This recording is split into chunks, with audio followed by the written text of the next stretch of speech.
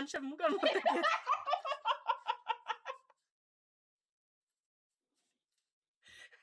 চিয়েছি guys না এসব ও করে এই একটা লাথি মারবো তুই আগে করিস না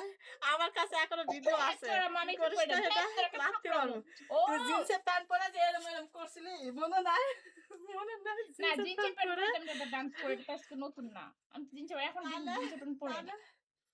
জিন্সের প্যান্ট পরলে যে একটা হসিঙ্গ লাগে আমাকে